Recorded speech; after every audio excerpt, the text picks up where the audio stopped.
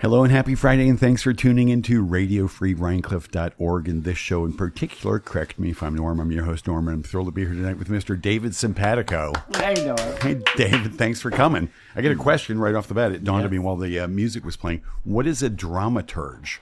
A dramaturg. Dramaturg. A dramaturg is it's someone who works in theater who specifically looks at the structure and analysis of a piece of art or a piece of writing or orchestral. They have musical dramaturgs. They have literary dramaturgs. So for a play, they will look at it. They're not a script doctor, but they just look at the dramaturgy or the elements of style within a scene, and they can focus on things that may have escaped the playwright or someone else's notice. They are very helpful. A theatrical editor? It's not so much an editor. It's like a consultant in that they can help you if you're struggling with a section. It's a good sounding board. Okay. With someone who has knowledge and understands dramatic structure. Okay. So. And now let me tell people if they're just tuning in. So you're a playwright and an actor and a director and all kinds of things. Have you worked as a dramaturg? Yeah, I mean, I think part of a playwright's job is to be a dramaturg. And, I'm a co-founder of Howl Playwrights here in Rhinebeck with Dara Cloud. Which is what? It's a group of playwrights that Dara Cloud and I have brought together over the last 10 years. And we've been meeting. We meet once a week on Mondays. And we are a group of professional writers in the Hudson Valley. And we get together and we'll read 10 pages out loud when people play parts. And then we respond critically to those 10 pages to help each other. And we have a formal process of response. Like we use the Liz Lerman critical response methodology, right? What is it called? Liz Lerman critical response, and it's like a 4-step process of responding to an art project or a play or a dance or an orchestral piece. So it gives you a consistent way to talk about a piece while keeping the author central, as opposed to keeping the witnesses' opinions. It's not about their opinions; it's about what the writer is intending and what they're trying to do. So that's what we do, and so dramaturgy has to become part of the playwright's utensils all the time, because if you don't understand the elements of style within the form that you're working in, then you better learn it. Right. And are there people, there must be playwrights who never learned any of that and just like bumbled into like an incredible piece of writing. That's nice. Theater. No, that's nice. That's nice. That's nice, Pollyanna. What? Look, I don't know. I think that's quite possible. Well, I guess I was wondering if there are any famous examples of that. No. But in my opinion, I don't. It's like I don't really care. I mean, you get there, you get there. Right. You write it, and you don't know how it came out. Congratulations, that's awesome. But it's something that's successful, and is going to have an effective dramaturgy built into it, whether or not the author knows that intentionally to do that. And when you look at a play that falls apart, you go in and you say, well, what's wrong with the dramaturgy? What are the elements that are not working? What is the author intending but not achieving? So dramaturgy is part of the... Interesting. Now you, I just read a script that you wrote called The Last Supper. A Grand Guignol. A Grand Guignol. And you are having a reading of that tomorrow. And will there be a dramaturg there? Me and everyone at the table. Dara's going to be there. There's 12 actors. Right. So those are 12 people around the table, and we'll follow up tomorrow. As soon as we're done, we'll go into a critical response part of the Liz Lerman thing. So, in a sense, we elicit the responses, and that becomes a group dramaturgy. Will you elicit them in those 4 steps, the Liz Lerman? Yeah, because it keeps things. Critical response can get messy because a lot of times people want to talk about their opinion about something, as opposed to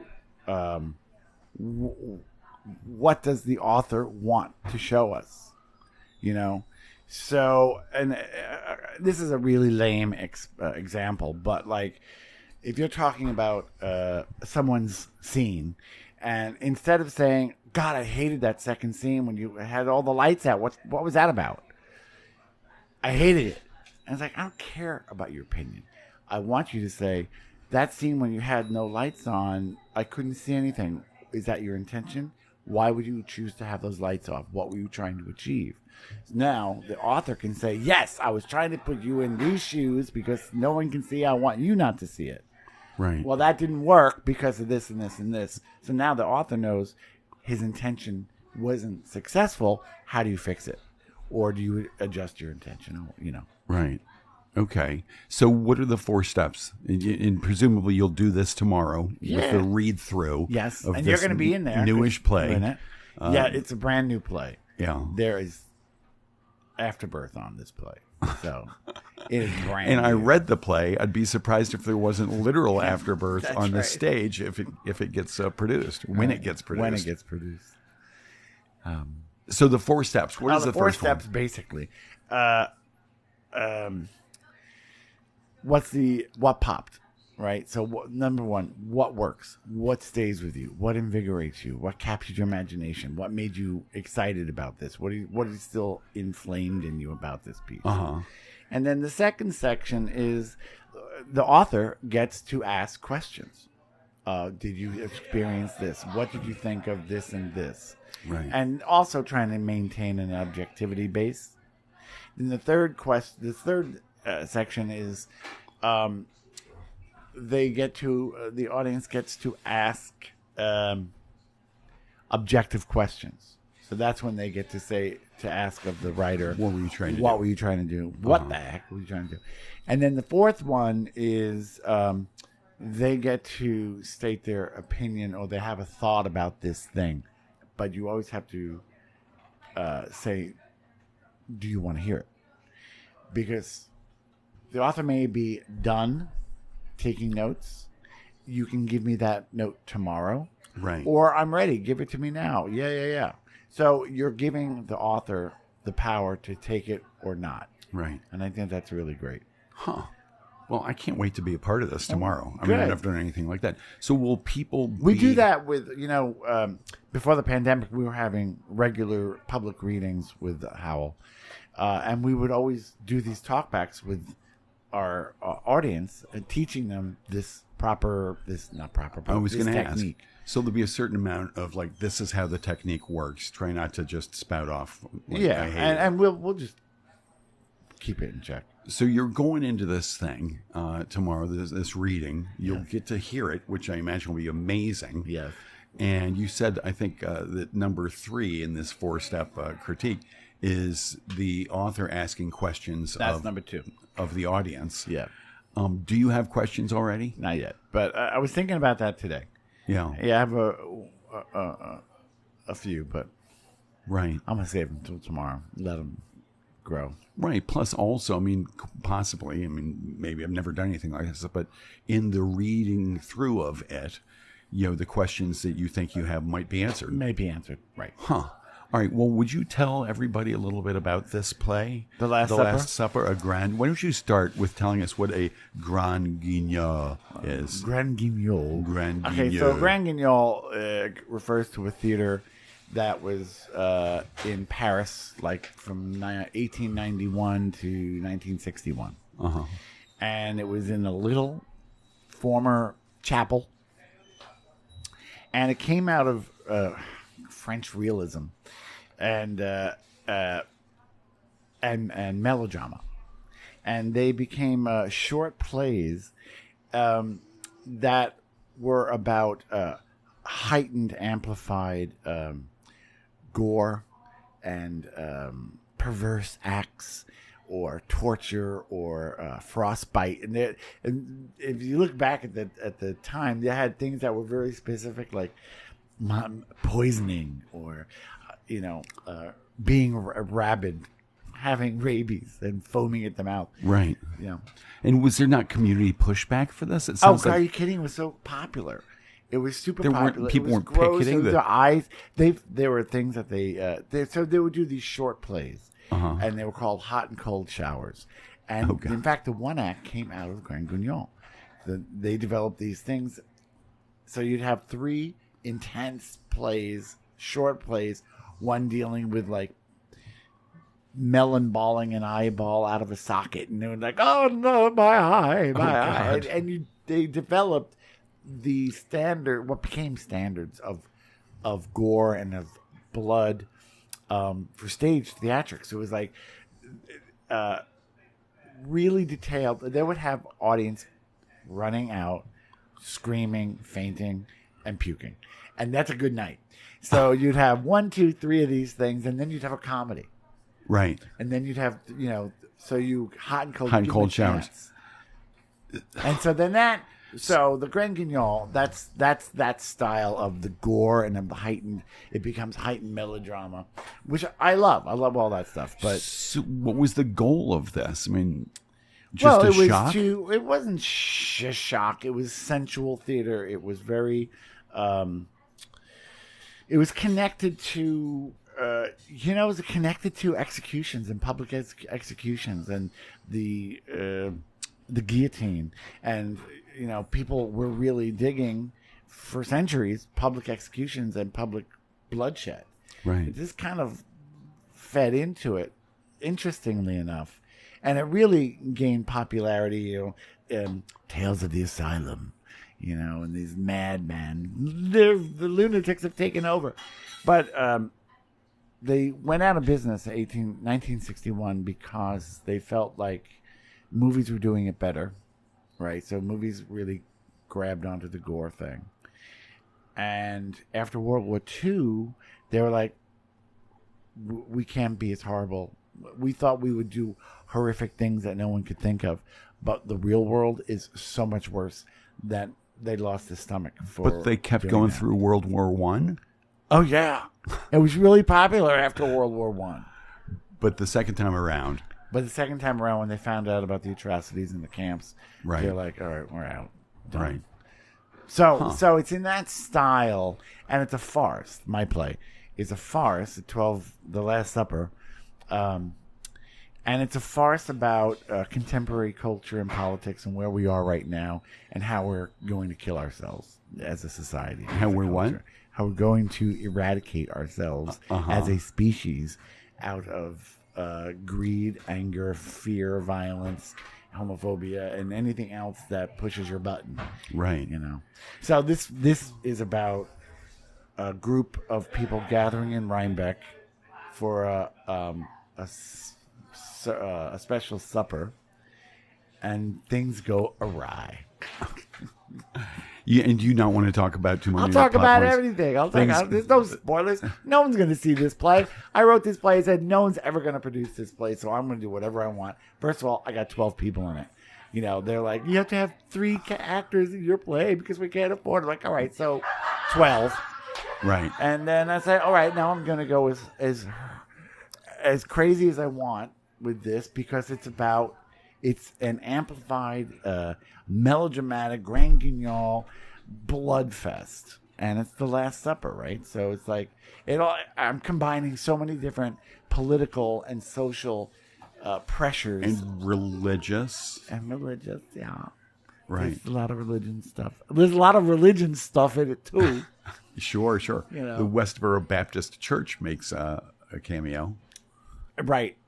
If you want to call that religion, sure. They do. It's for them. Yeah, it is. So, so you said you're writing this play. You knew it would never get made. Right, and then I finished it and said, "Oh, this is going to Broadway." And I'm like, because it's so ridiculously audacious that it's like that thing on Seinfeld. Do the opposite of what you normally would do, and then you get success. So I'm like, all right, right. I'm not counting this one out. I wish you every success. But so you finished it, and then you're like, you know what? This is actually really fucking something.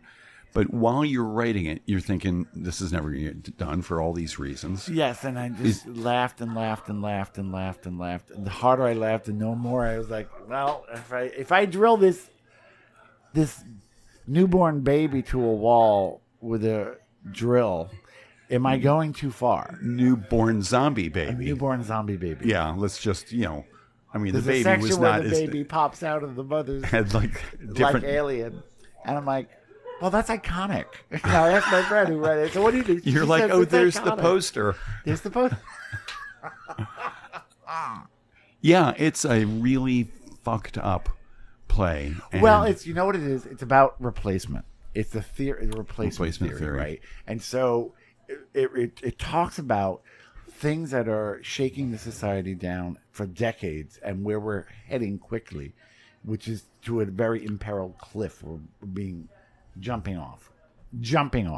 Right. So I don't know. Keep me on track because I will lose the train. No, I don't. I can't keep anybody on track. Okay, good. Me either. Good. Well, you brought a drink. I see a drink. Yes.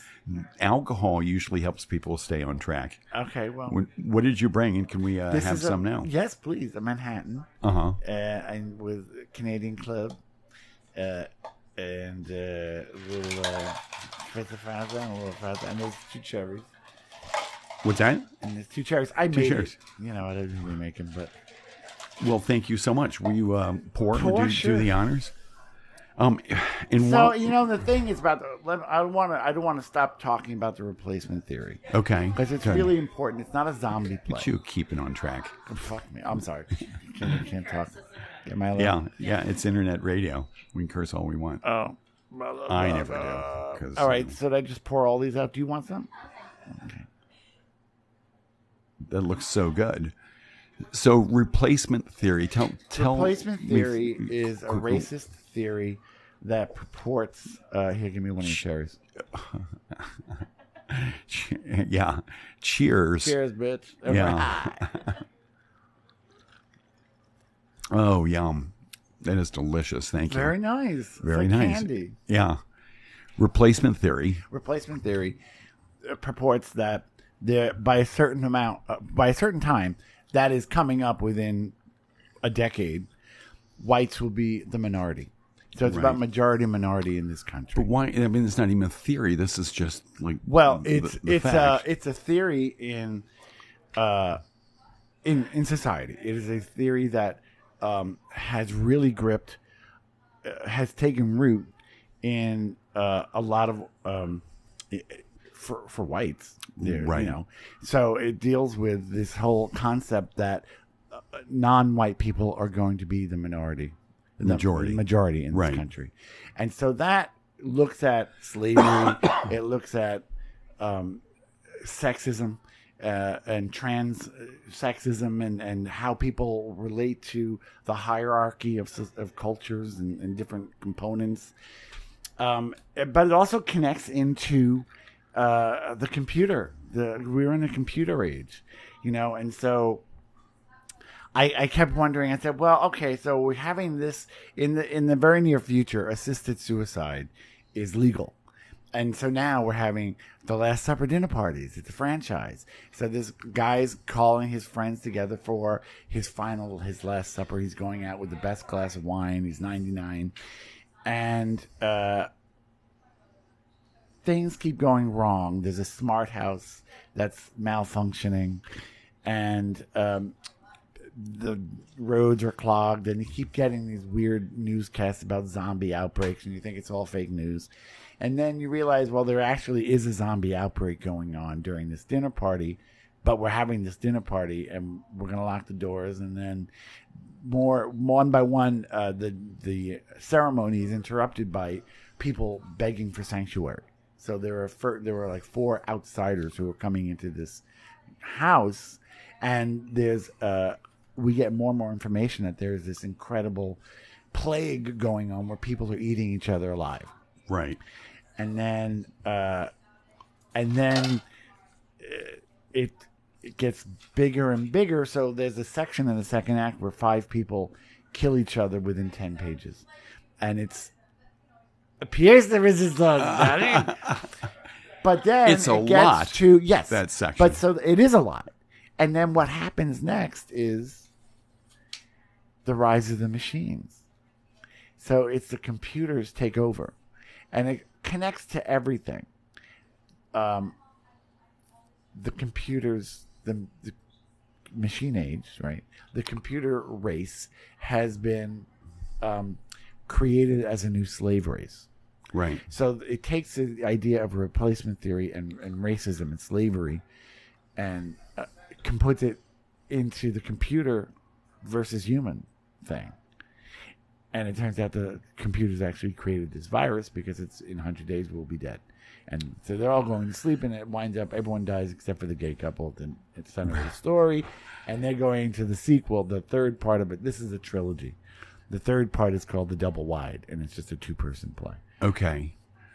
Can So I stop talking for a second? No. Yeah, you can. You may have a sip of that delightful cocktail. Thanks again for bringing it.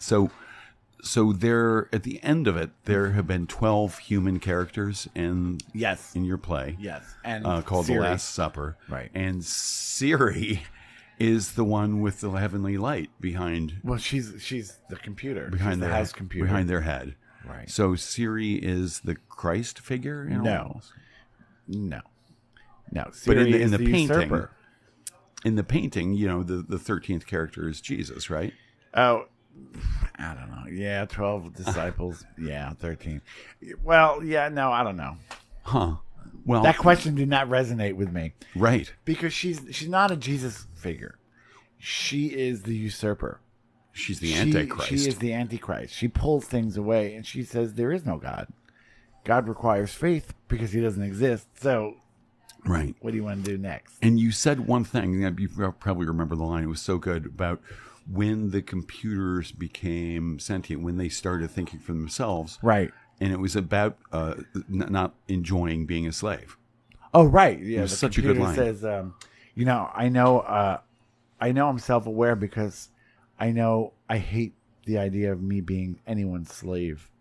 Right. Something like that. Is that the self-awareness comes about because he goes, I'm nobody's slave. Right. And I think that's because he's questioning, the lead guy is questioning the sentience of these computers who have already done the singularity thing. It's right. like, so all these social events were lining up for me. The singularity is in 20 years. The singularity being majority, when computers become self-aware. And when they become self-aware and leave us behind. Yeah. Right? And that's happening. So that's happening at the same time as minority, majority. So a lot of stuff are happening at the same time. Right, so right. Okay, Last Supper. In replacement, demographically it's happening. White Americans are becoming not the major group in the country. Right. But the funny thing is, as it gets closer to that actual, we can't deny it anymore. We're not. They keep redefining white. What is non-white and what is white? So are Puerto Ricans considered white or non-white? Well, they keep opening the doors to stay white. It's hilarious. It's the most fucked up thing. It is ridiculous. Not surprising, but absurd. Absurd. So yes, this is a farce. Well, that's a spectacular thought. It's the end of the world. Yeah. This is a play about the end of the world. Right. So I feel I'm obligated to go there. Yeah, absolutely. Just amazing. So what's next? You write this play. Tomorrow you've got like 12 volunteers to read this stuff. Yes. Well, tomorrow is actually what we call in Howl, we call it a diagnostic. And that means that I have a full script and I want to hear it for all the way through for the first time, and then we talk about it. And we have a bunch of diagnostics from other writers in Howl. Right. And most of the readers tomorrow are Howl Playwrights. They also happen to be awesome actors. So Howl is filled with really, really good actors, and it's so helpful because the play comes to life for a cold read. That doesn't happen a lot. Right. But these people are also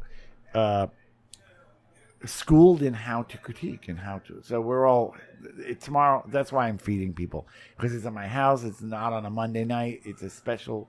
So I want to gather, and people work better with food. So right, it's nice. Yeah. So this group I saw somewhere. So I do this tomorrow, right? And then we talk, and then I'll make some edits because it's a 120-page play. There's gonna be stuff that you want to fix.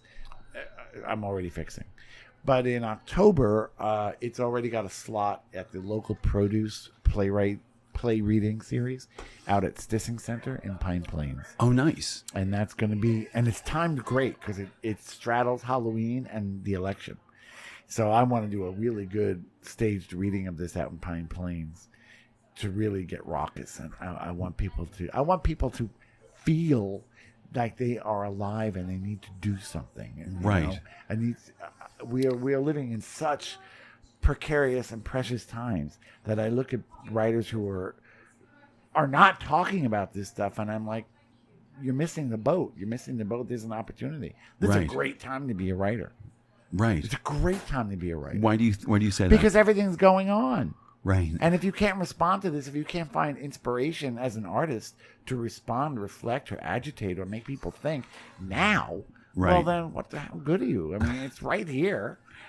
Well, do you think that's part of an artist's job, is to agitate and make people think? And no, I'm not going to say it's anyone's job. It's mine. Right. It's my job. That's and how you we all define it have for you. different things, Right. Right. And I think some artists are very useful to help people to not have to think. And that's great too. I do that. I love that. Yeah. Here, you want to just like chill out and listen to this, or you want to just laugh? Great. Right. I'm all for that. That's not your jam. Well, no, it can be. I just had a reading upstate with the Bunbury Players. They're a lovely group of young actors, and they did a play of mine I wrote 30 years ago. And I love it. It's called Animal Kingdom, and it just got reviewed today. It's called and what? It's beautiful. I love this language. It's hyper articulate, funny North Jersey kind of tribe talk about these two couples trying to pick each other up in a bar. And I was so happy. I haven't heard it in years, and it works. It's so beautiful. I'm sitting up there thinking, no one up here liked it, but it was really, really good. And there was a review today. Where was the review? I don't know. Nippertown. Nippertown. So that's a cultural platform, I guess, that plays up here. Nippertown.org. They singled out my play as the worst of the evening. So I'm like, whatever. Nice. Yeah. But, it is to laugh. So it's like, you're gonna listen to the good, you gotta listen to the bad, whatever. Yeah. But, they did it. They did a great job. And it was lovely. Did they share why they thought it was the worst of the evening? It wasn't for them. He said, this is not my cup of tea. Right. I was like, all right. Well, that's too bad. Certainly it's better if there's some thought. You're like, oh, you know what? You're right about that. I don't give a shit about if it's your cup of tea. That's valid. That's your valid Absolutely. response. You don't have to like my stuff. I feel like if I don't have a few people leave every performance, I'm doing something wrong. Well, yeah. If this play, The Last Supper, gets made, people are gonna leave in droves. I think. Well, boy, let's rephrase that. Yeah. Norm. Let's find the positive. Just in one that. guy. Oh. They're going to be leaving in droves. That's for tomorrow. I think the response is, fuck you. Yeah. No, they're not going to be leaving in droves, I will but rephrase. they will Yeah. have a response. I have had people leave my work because it's not their thing, and I respect it. But they're not going to be leaving this in droves because they're going to understand what they're coming to. How will they understand that before they're coming? All right, you go to a play like this that has been up for 3 days. You're not going to know about this. They're going to talk about it. Whether it's good or bad, things happen in this play that don't happen on stage. Right. And if you don't know it, this so is your point is by the third performance, major trigger. People will have heard what the hell is going on. And will there be trigger warnings in the I don't believe in trigger warnings because that's my meat and potatoes. Yeah, I want triggering people. That's what I go to the theater for. Now, right? There are experiences. It's your job as a audience member to know a little bit about what you're coming to see, and if you don't, and you want to leave, that's your right. Right. But I don't need to tell you what happens in Act 2. Why? Right. The 12 don't pages come. of dismemberment and right, exactly. But that's blood. when people are going to be laughing the most. They're going to be screaming and laughing. And nervous laughter. Of course. They're watching horrible stuff happening. Right. But you're laughing. Well, I fucking loved that That's play. The idea. I loved it so much. So you've done it now. You'll fix it up. You're doing it again in October, which I love. Yes. Sort of Halloween and Election Day. Right. Because it's... And it's very anti-Trump play. I mean, it's very anti-Christian. It's very anti-Trump. It conflates Christ and Trump. Sure. Which is happening. And I'm not making any of this shit up. It's happening. Well, some of the stuff, a lot of the stuff in here, clearly made up. So let's talk about that, because it's a wild fucking imagination that wrote this play, right? And you've written like a dozen other plays and a dozen musicals and 20 short plays. I mean, you've written a shit ton of stuff in your life. That's a technical term. Yes. It's a radio term, shit ton. Brilliant. And you must be one of the most imaginative people you know. I'm going to say thank you. Because I don't know, what the fuck? Who do I know? What do I know? I know a great deal of very imaginative people. I'll bet that's your realm. Yeah. I work with great people. Right. I met you. Right. But, I mean, in terms of like being a playwright, this thing's just, it's out there. It's so imaginative. My question really is this. Were you always an imaginative kid? Yes. Yeah. And where were you doing that? One of my first plays that gained notoriety, and I think is still one of my best plays, is a one act called Prom Queen. Called what? Prom Queen. Oh. And you think you know what it's about. And it's these two high school girls in Lodi, New Jersey, who are getting ready for the prom. And they're doing their pre-prom routine. And they're getting ready, and they're pretty, and they strip down their underwear, and they do their weigh-in, and they got to weigh in just right, because they're going to be prom queens. And little by little, they put on their black robes, and they take out candles, and they take out an inverted pentagram, and they go into the pentagram, and one of them takes a baby out of a bag that she kidnapped from the pizzeria, and they drain its blood with a hypodermic, and they shoot up baby blood, and the baby dies, and they become vampire junkies. Oh my God. Perfect beauty. And then at the end of the one act, the one who's always been number two kills the other one with holy water, blows her up, takes the tiara, puts it on, and is going out to win. So that's where I started back in 91. This was your first? That was my first kind of statement. And I came up with that idea because I was waiting tables on the Upper West Side in New York back in the 80s, in the early 90s. And so you're 30 something at this point, 1991. Yeah, I'm 31. Yeah. Early 30s. Early 30s. We're the same age. Yes. Makes the math easy. Yes. So thank God for 1960. Yeah. Year of the Rat. Yeah, baby. So what are we talking about? We were talking about you growing up being a creative kid, but then you skipped forward to like being 30 and writing this first thing. But I wrote High School Musical. So that's my moneymaker. That came later. That came in 2007. After this whole body of Grand Guignol, like gory, like fucked up, politically pointed work. Exciting, Disney, smart, funny. Disney calls. Exciting, smart, Work funny. those words in, too. Well written. Yeah. Disney calls and says, "Hey, we want you to write High School Musical." Because they're smart. What the fuck? They're smart.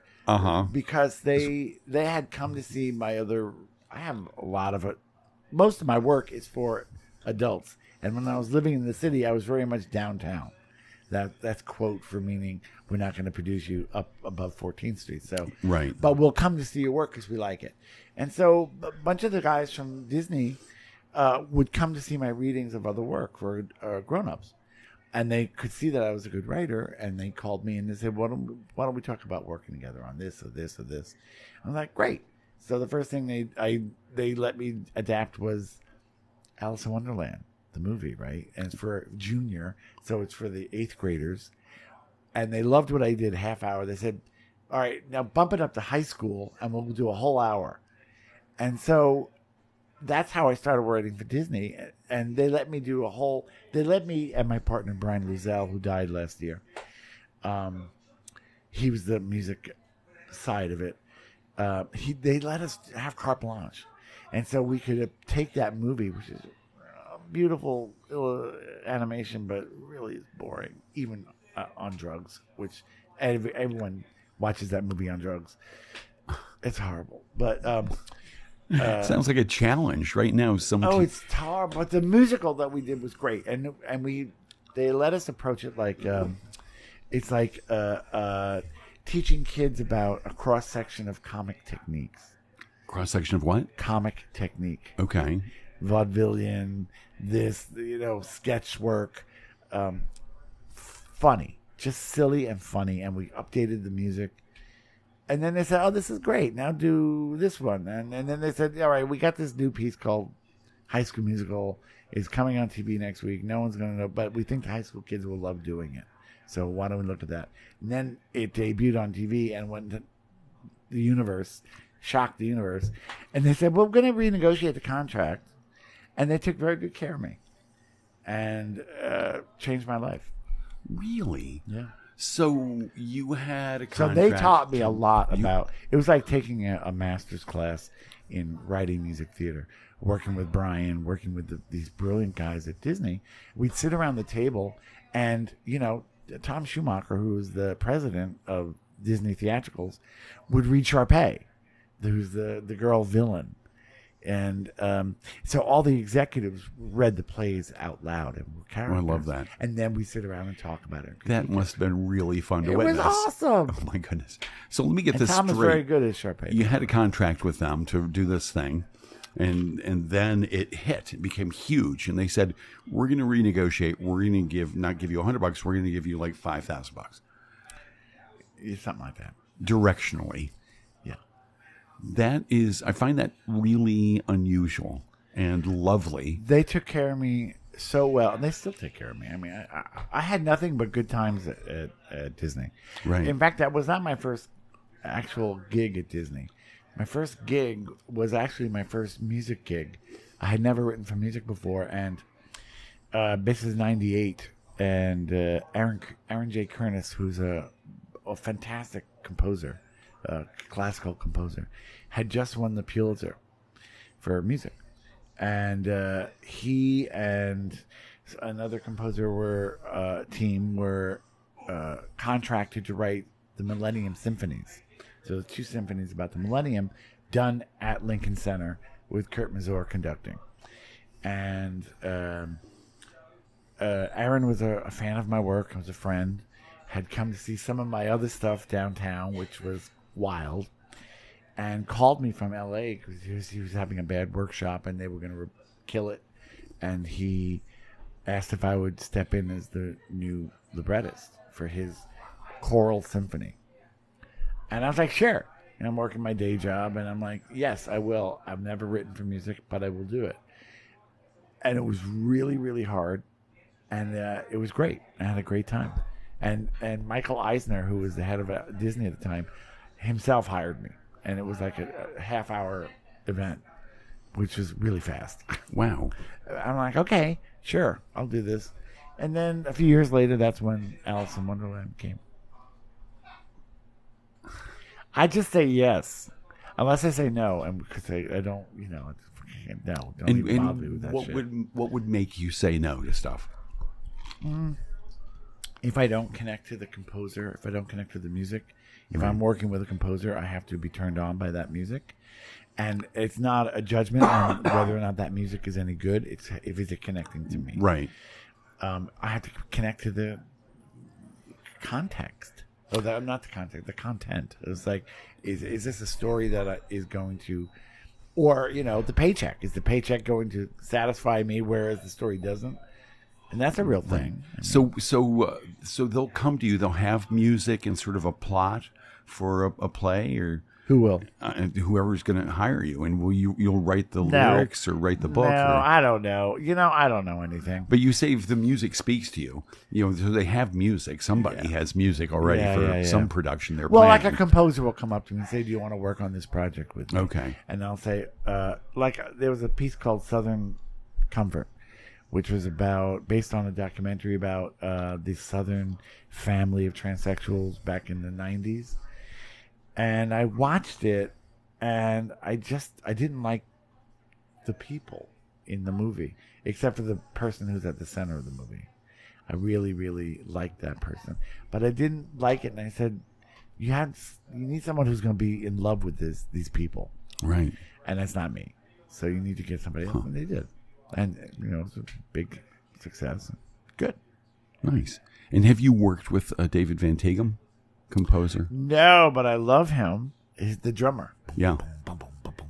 He did the music for a piece called Father Was a Peculiar Man, which happened down in the meatpacking district in New York. Yeah. And in fact, the guy who runs Derbyshire, Charles Derbyshire, was an actor in it. Oh, wow. And I remembered him from that. And the first time I went into that store, I was like, were you in? And he was flabbergasted. That's a local wine store that he works in. Yeah. It's Mill Street Wines and Old Wines and Liquors. In Rhinebeck. It's right there on 9, just south of the stoplight in town. Lovely selection of wines. And Charles is a lovely guy and a great actor. And Charles is so knowledgeable about wines. I mean, he really takes the wines very seriously and knows a shit ton about them, and seems to truly enjoy matching people and whatever they're cooking or eating or whatever with a good bottle of wine. He's super knowledgeable. And he had been an actor in New York City for years and years. He played JFK in this wild environmental piece that was just a gorgeous, legendary piece that I got to see. And it took place out in the street and all through the meatpacking district in different places. There was an orgy in a meat freezer room where the carcasses are hanging, and it was really cool. All right, that was sensational. Stop. Yeah, no, I think I saw that. You did? Well, I lived right there, 1 block south of the meatpacking district. The French restaurant that's by open all night. Florent. Yeah, and it was all through the meatpacking district. There was a pendulum and a big dinner table that sat like 200 people in the middle of the street with a pendulum swinging over it, and that's where it was just brilliant stuff. Right. And David Van Tegem did the music to that. And I remember having a drink at Florent, and he was sitting there, and I got to say, that was really great. That's but I've never worked with it. And I think he lives in Woodstock now. Get lost, really? He's a super talented guy. Yeah. Huh. Well, so who were some of your early writers who you just thought had it all going on? Well, Joe Orton, the British writer, and contemporary Carol Churchill, also British. You mean like more classical? No, just Williams, or my contemporaries. Anybody. When you were younger, I asked you, were you always super creative? And you went to, when you were 31 or so, writing this first play. What about the first 25 years of David Simpatico? I really liked the Greeks. I loved Sophocles. I loved Aeschylus. I was really classical. I took 6 years of Latin in high school. Okay. I was a Latin oration champion for the state. Nice. So I was that kid. I was And where were you a kid? Where was this? In New Jersey, in Palisades Park, New Jersey. Okay. In Bergen County. Okay. Is that Born near in Hoboken? Is that near Lodi, which you Lodi, which you reference Lodi, often? Yes, Lodi became like my mythical center. Like Horton Foote had his mythical center in Texas. I have mine in Lodi, New Jersey. That's funny. Yeah. But you seem to have a center here in Rhinebeck as well. Yeah. In a lot of your writing. Here I am. Yeah. I've been here since my husband Robert and I moved up in 2010. Uh-huh. And now it's 2024. Yeah. So we're here. And I love it. We came up with our dog, Elmo, who died about a year and a half ago. But he was a great dog. And I mentioned him. He's a hound dog. Because we met all our best friends through him. Oh, nice. We met great people up here. We have great friends up here. They're smart. They're funny. They're real. They all have dogs. And between that and my friends in theater, Dara, who is a terrific playwright and knew my work back in the city, and I always would walk past her posters because she always had some show running forever down on Christopher Street. She reached out to me up here my second year up here, and when she was working with Half Moon Theater, which was the theater down in Poughkeepsie that we both became members of, and she invited me in, and then that's where we started Howl. Right. Now, you saw at some point it was referred to as the Howl of Playwrights. Oh, no, it's a Howl of Playwrights. A Howl of Playwrights. That's the official name. And I thought, like a claiming- murder of crows, or Exactly. That's exactly what it is. I love that so much. I came up with that idea. I'm Really? claiming it. I never win competitions, but A Howl of Playwrights. Howl of Playwrights. I thought, that's good. Right. That makes sense. Huh. Well, that's good. So when was that founded? I want to go with 2013. And so how did, I'm also curious, so 2010, how did, there wasn't really all this social media out there. How did Dara find you? I had gone to, they were having things on Sunday, like they were trying to create some kind of activity for members in that theater company. And I had some tiny reputation, and they were like, "Oh yeah, we want you to come and sit over here and come." And she knew I was doing that. She knew I was attending that, and then they were putting together a 10-minute play festival. And she asked if I had anything. I was like, oh, "Do I have anything?" And that's how she reached out for that. Right. And then we just connected, and we're like, "Oh my God, she's the greatest." That's so sweet. She's a great writer. She's a great person. She was town supervisor in Pine Plains. And, I got my master's in 2017 up at Southern New Hampshire University.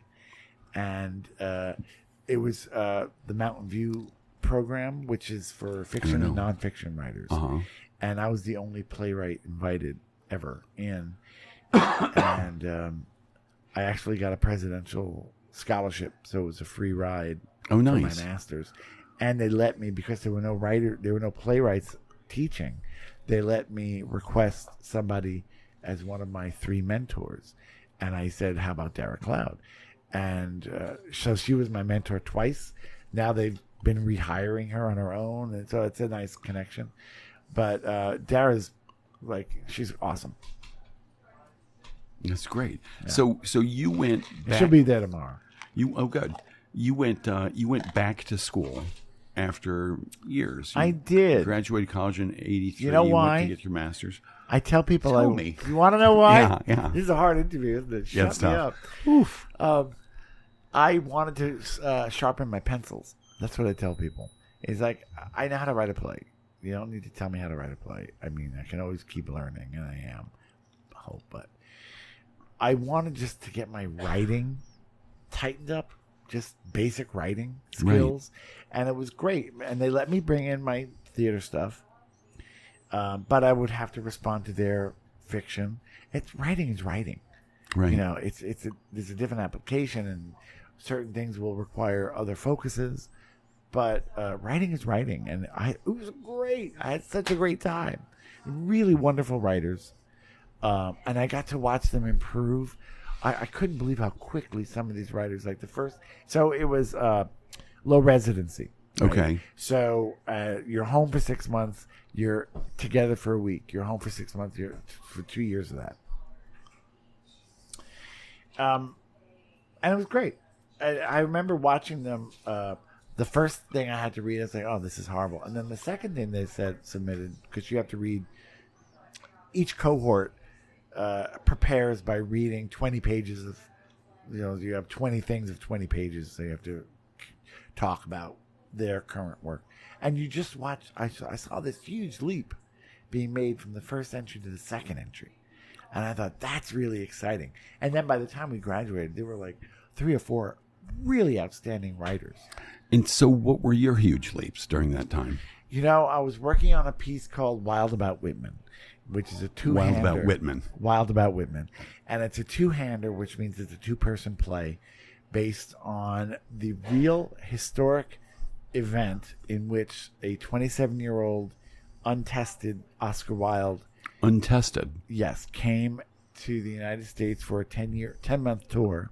And at the very beginning of that tour, visited his idol, Walt Whitman, in Philadelphia or outside of Philadelphia. And it's a play about that event. Like significantly senior to him, right? Oh, he was like 62 and looked 72. Okay. And so it's this 2-person play about these 2 people based on that. And there's like a page total of recorded information about that meeting. It was very, very little known about it. So I'm like, okay, second act, we're going upstairs behind closed doors, and we're going to get a little steamy here. And it was great. It was, but it was way too smart for me. And I knew that these guys, because I had to become these guys, Walt Whitman and Oscar Wilde. I'm like, I need help. I really need help with this. It's way too smart for me. I'm intelligent, but that kind of stuff it's not my, I'm more primal. I'm more like. But that's a feat. I mean, that's a feat for most people to be like, oh, this is above my sort of intellectual pay grade. But I knew it. But I can find help. And that's what I did. And right. Free. So it was great. And so that really, like, one of my mentors was an expert in the hero's journey, right? That application of a 12-step application of a progression that you follow from beginning to end.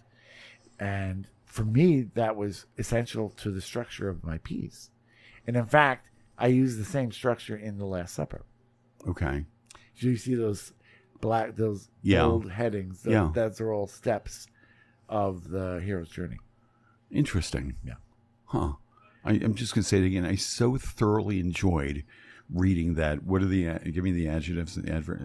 Brilliant, well-written, fucked up fucking play. I so enjoyed reading it. And when I was done, my jaw was just on the ground. And I loved it so much. So let me ask this. You write a lot. I mean, I know Wilde was gay. Whitman, probably. Probably. I don't know the history. But he wanted you not to know about that. Right. He wanted to obfuscate it. He did it intentionally. Right. And that's what the play deals with. So, okay. So there you go. The act 2, Behind Closed Doors, was them discussing these things. And they were wrestling with the issue. He said coyly, "See, I wish we had a camera so everybody could see your face when you say that, because it was priceless." Well, let me just ask this. You've done acting in your life as well. Yes. And do you still do acting? In my room, I'm really good. At 5 a.m., I'm so good. I do readings. The last thing I acted in was The Fantastics with Half Moon. We were in residence at the CIA. Nice. Yeah. So I was a singer and a performance artist. Uh-huh. I like acting. The latest, you know what? During the pandemic, I really created my own little studio, and I was doing a lot of on-air monologues and character work that I did. And I got to the point where I have an independent camera that's clicked. You can put it anywhere. And then I have a teleprompter app that my script scrolls up. So I have the thing down here. I'm looking direct. I figured out how to do all that stuff. And then I was letting myself do all these monologues as part of Hear Me Out, which is an online monologue competition.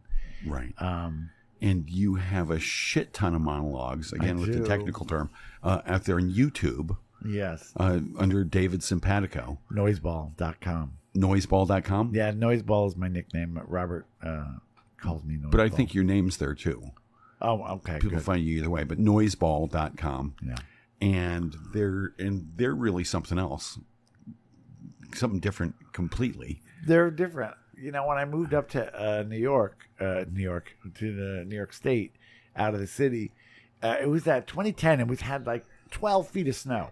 It was like, okay, this is ridiculous. Right. So I got to do something. I'm stuck inside, and I started teaching myself video editing and production. Right. And I started the first series called a series of 10 short videos called Zombie Hideaway, which is about a writer who moves out of the city up to, what the fuck? Come on, it's me. So, yeah. So did you use many thoughts from Zombie Hideaway in The Last Supper, this gay zombie splatter play? Brilliant, well written. Yeah. Zombie splatter play. I was going to call it Zombie Hideaway, and then I said, no. I get it. It's Last Supper. I got it. It's good. So it primed me a little bit for thinking in that context, but it's quite a different journey, right, in that thing. And I for one cannot wait to see where that goes. You said the other day that you didn't think your agent would be like, no, nobody's taking this. She's got a brain, so of course she's going to say no. But I think, she's excited. She's excited. Oh, good. And what does she know? She knows everything. She is the center of the universe. Has she read the script? Not yet.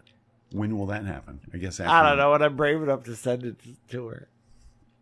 Right. And tell me again the details, so people can come see a staged reading of this in Pine Plains. Oh yeah. In October, probably the third Sunday. It's Local Produce, which is a reading series that's curated by Derek Cloud. Okay. And so any idea the URL, localproduce.com or? If you go to Stissing Center. StissingCenter.com. Yeah. Look for The Last Supper by David Simpatico this coming October. I want to go see it. And because I love the play. And guess what? We're out of time. No, okay. Yeah, I know. And so much I wanted to ask. David Simpatico, thank you so much for coming in and answering my questions. It was a joy. This delicious drink. Everybody, thanks for tuning in. Have a great Friday evening and a fabulous weekend.